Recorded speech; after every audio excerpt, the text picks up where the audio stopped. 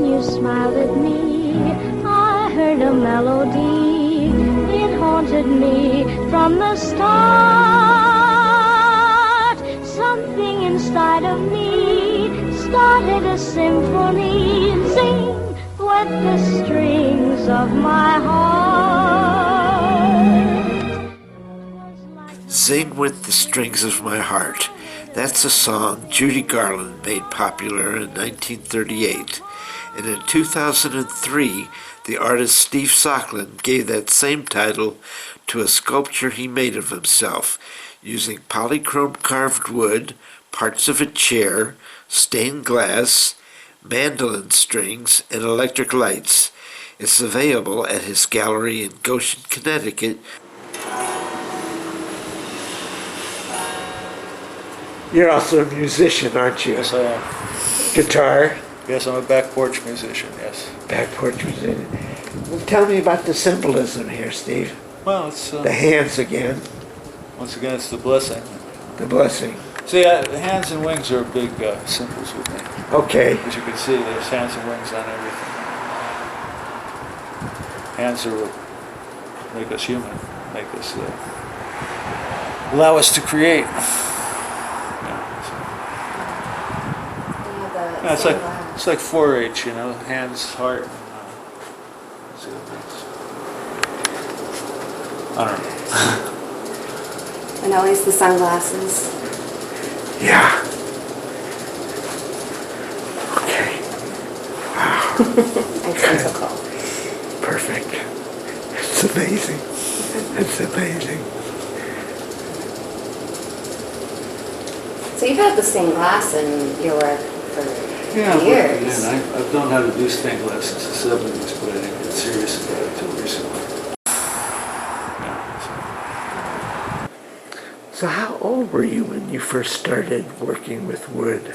When I was growing up in New Jersey, they were building all kinds of tract homes and stuff like that. So there was always, as kids, we always used to take all this scrap wood and build stuff down in the woods and things like that.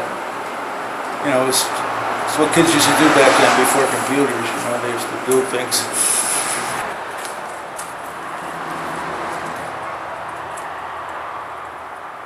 I love you! Let's get down tonight. Marvin Gaye was known as the Prince of Motown in the 1960s. But when he was 45 years old, he got into a fight with his father, who had been fighting with his mother, and his father shot him in the heart. Steve Socklin memorializes this story with his wood carving The Death of Marvin Gaye, which reveals the two sides of the singer. In the middle of the sculpture, Abraham is about to sacrifice his son Isaac. Let's take a look at some of Steve's other wood carvings. What does that mean? In wine? The wine there is truth.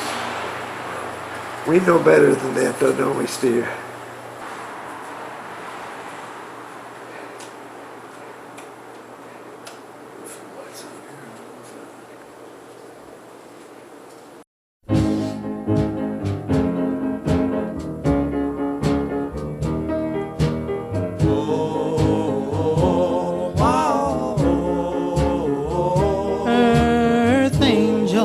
Earth angel, will you be mine?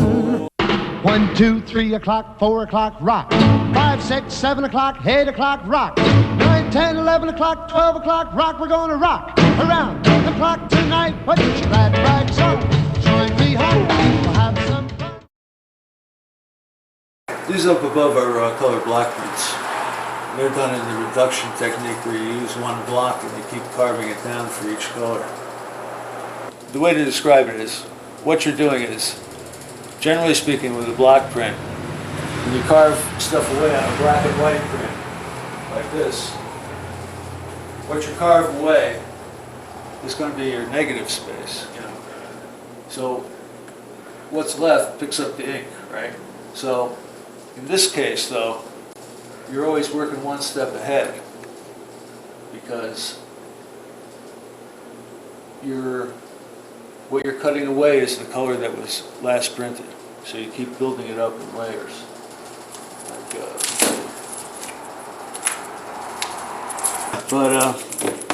This one, the first color was this yellow, right? So the whole block was yellow, right? So I cut this yellow out, and the next color to go in was this dark blue, right? So this dark blue, so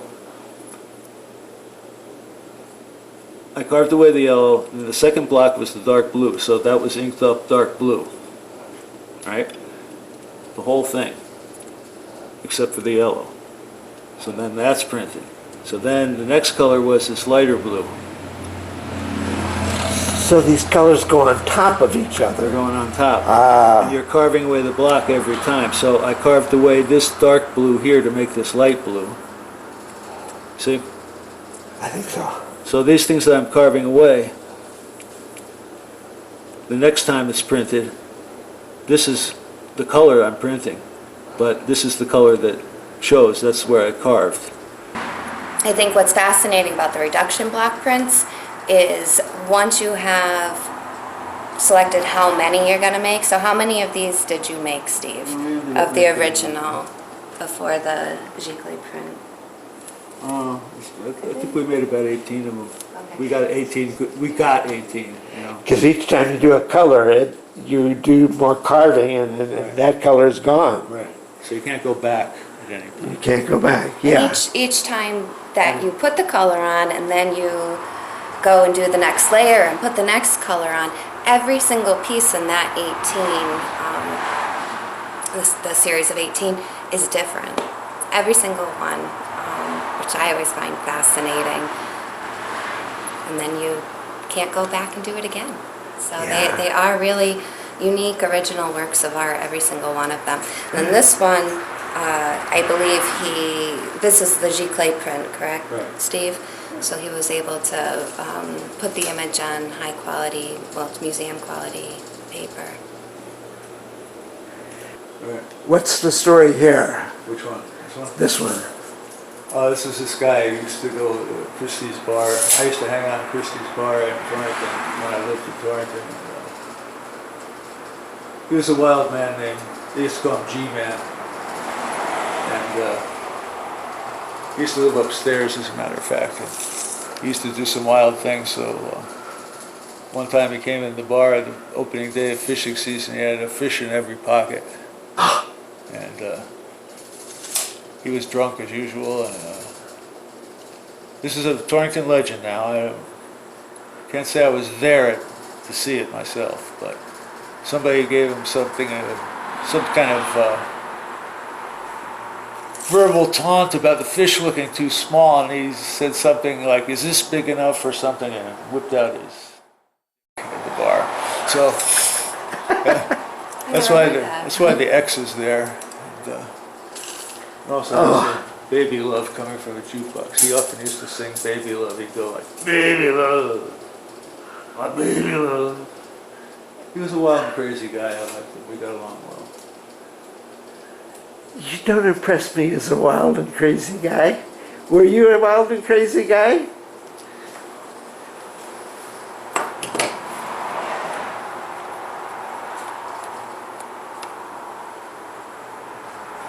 You were a wild and crazy guy. Wow, that's amazing. 1975. Wow. You've changed. I stopped drinking. You stopped drinking? Good for you. Is it all right if we say that? Of course. Okay. Because I stopped drinking too. I know. That's Yeah. where we met. Yeah. We're brothers. Yeah, we are.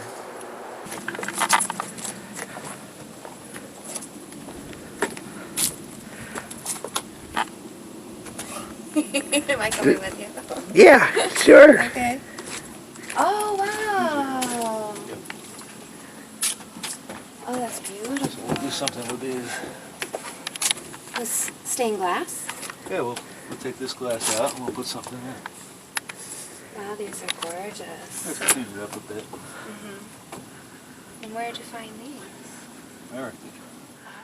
I found them at the recycling center in Falls Village. Somebody had thrown them away years ago.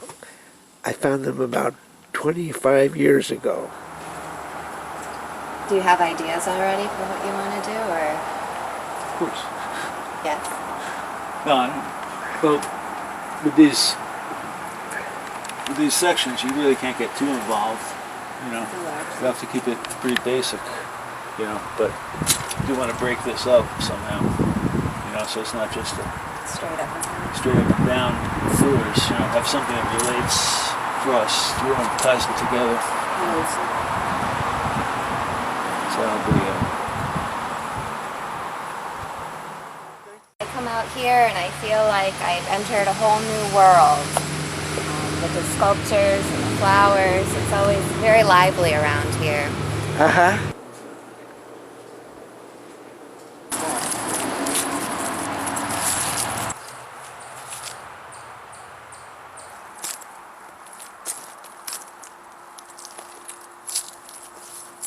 I've been working with Steve. This will be our 10th year working together. Really? Yes. I'll be darned. I met him when I was working at Artwell Gallery in Torrington, and we met, and he immediately asked me to come and help him with the block printing for the Jazz Festival, and since then we've been doing some amazing work together. like a lot of artists are very tortured because they feel they can't quite get what they're going for. Luckily, I'm not like that. I think art should be joyous, something to do out of joy, you know, and the doing it should be a joy. You know, it shouldn't be a work. It shouldn't be work or drudgery or whatever. The actual work should be just beautiful. You know, something you want to just do all day long. So a musician has to practice his instrument, and an artist has to work on their skills or, you know, handling of materials and things like that in order to make the most of the creative energy when it flows through. Because the creative energy's coming from the big creator. You understand what I'm saying? I think so. It's not you. I mean, I have my skills that I can lend to it, but it's not me doing it. It's more of it's kind of like a mediumistic thing. You know, you're the medium. I know with the artistic process, my artistic process is different than Steve's artistic process, and it's different than your artistic process. But I have found that Steve's artistic process is so right on that when I'm working on a piece with him, like the stained glass, I leave here feeling that peace that I might find through my own artistic process when I'm working on my paintings. I find such a peace working through his process with him because it's so strong. When you're working on a big project, you get up in the morning and you can't wait to get going on it. You know, you want to get all your mundane stuff you have to do, shopping and banking and stuff like that. You want to get that out of the way so you can spend long hours just working on the piece. And as you're working on it, you get higher and higher. Well, Amy's seen me in many a creative high. She gets a contact high from it when she's working with me. And it's the kind of thing where, and then when you go to bed at night, you're exhausted, but you can't stop thinking about it. You know, it's a total involvement. So like when the piece is finally over, like I said, the piece is secondary. It's just it's a record of when you conducted creative energy.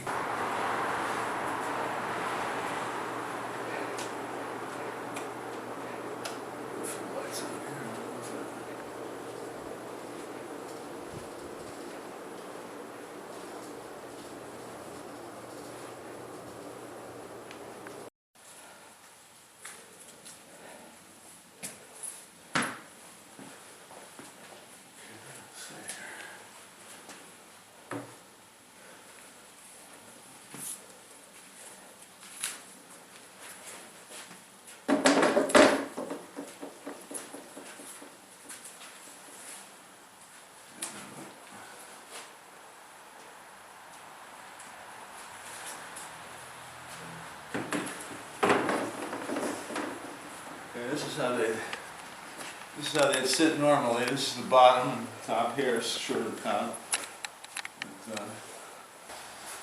This has had 2 coats of stain.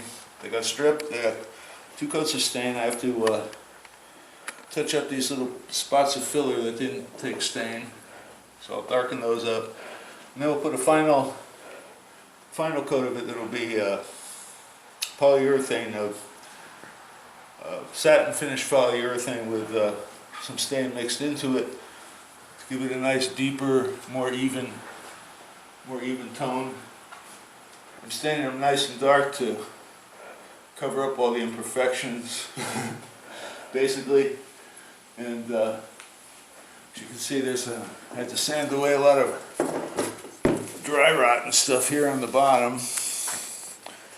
And I had to cut out the old hinges that were severely rusted in there, so I had to drill them out. But I intend to put new hinges on, and also you can see there was some sort of latch holding it together here. We'll try and find some kind of period latch and period hinges for it. They're beautiful though, they're very well made. My cousin, who's a cabinet maker, took a look at them and he said they're very well made, very sturdy, and give it a more even finish. Like you can see here, these areas where it's still very light, didn't take the stain that much, and you can see some residue in these little corners of the old finish because you can't see them, so I didn't get too crazy about them. But and also I wanted them to look antique too. I didn't want them to look like they were brand new. So they don't make them like this anymore. It's ready to go. So the next time you see them, they should be ready to, we'll have them ready to accept the new glass.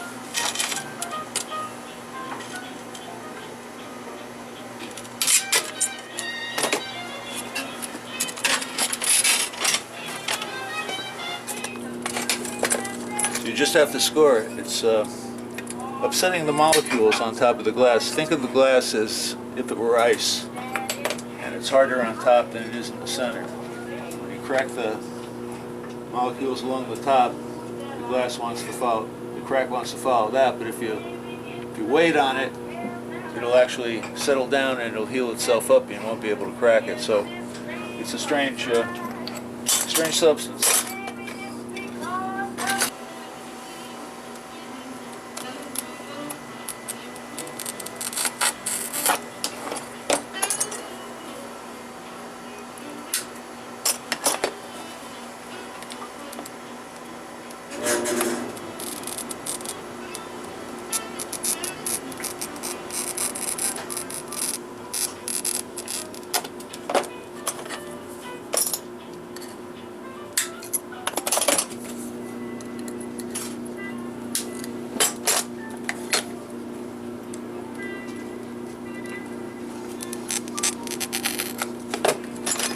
The glass wants to crack more or less in a straight line, but it'll take a gradual curve, and it'll take it pretty far. And for deep curves, you have to take out a number of crescents until you achieve the depth, and then we smooth it out on the grinding wheel.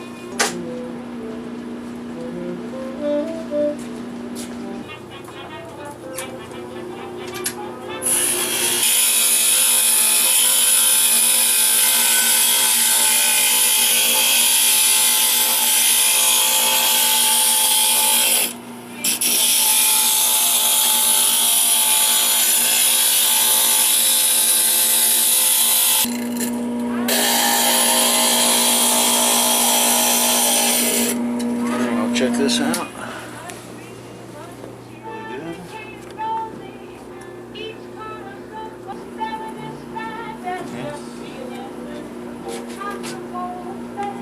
Another dark one.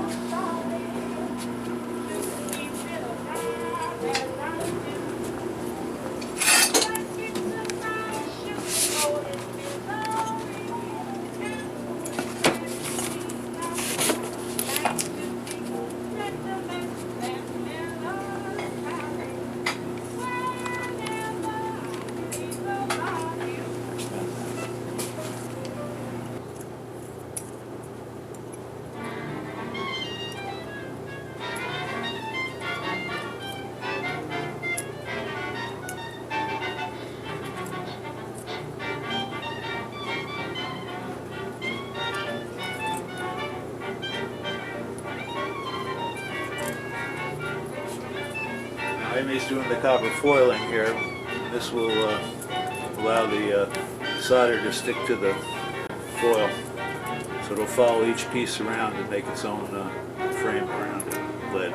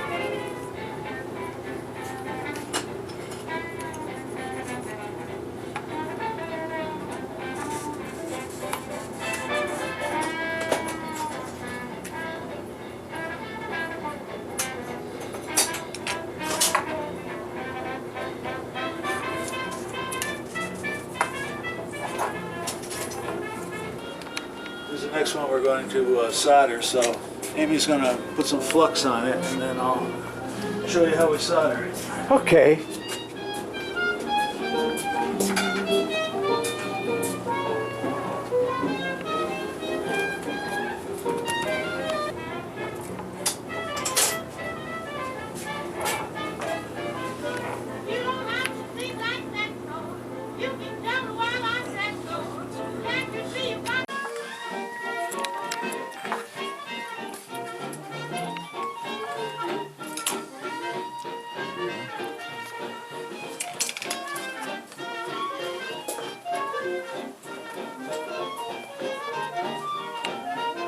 That's called flux? Yes. Flux allows the solder to flow freely and pulls it through the crevices, sucks it down through. So you'll see when you're doing it. Because the thing about soldering is everything has to be heated to the same temperature, the foil and the solder, for it to flow smoothly. It's kind of tricky.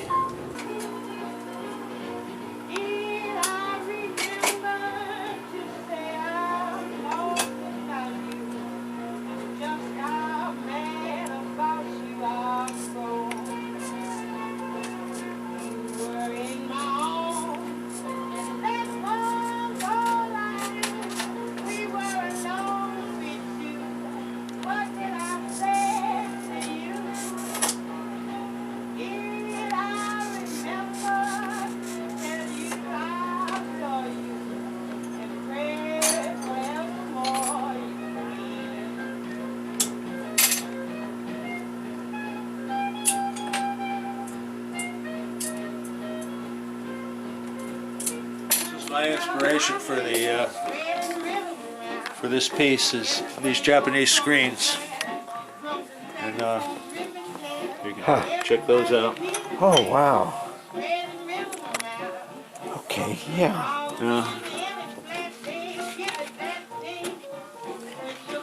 Here they are. These are screens, Japanese screens, 6 panels. That's- Like room dividers? Yeah. Uh-huh. And this is one side and this is the other side. There you go. You know, in Asian art, they always they don't worry about things like light and shade and that sort of thing, but they distill the essence of the form and the color, and then they make a pattern from it.